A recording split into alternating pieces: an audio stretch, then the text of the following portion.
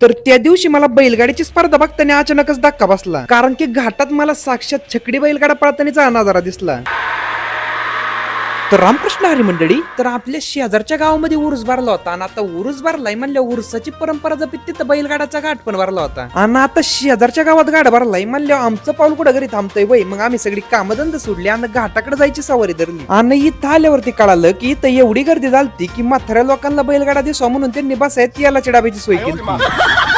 त्याच्यात काही बैलांनी पण हद्द केली, घाट सोडून रस्त्यावर पळायला सुरुवात केली. आणि ह्या सगळ्या गडबडीत आणि आनंदाच्या वातावरणात मी बैलगाड्या शर्यत बघायला सुरुवात केली. त्याच्यात सगळ्यात आधी तर आपल्या अशी घाटातली बैलगाडा शर्यत झाली आणि तिला बघता बघता इथं अचानकच छकडी बैलगाडा पळणार आहे अशी अनाउन्समेंट झाली. तसं तर ह्याच्या आधी मी छकडी बैलगाडा कधी बघितला नव्हता, पण या दादाच्या कृपेने तुम्हाला बघायला भेटणार होता. मग तुम्हाला बघाय काय आवडत, आपला घाटातला बैलगाडा का छकडी बैलगाडा, ते कमेंट बॉक्स मध्ये नक्की सांगा. आणि बैलगाडा लवर असताना तर लाईक करीत तुमच्या लाडक्या बैलाचं कमेंट बॉक्स मध्ये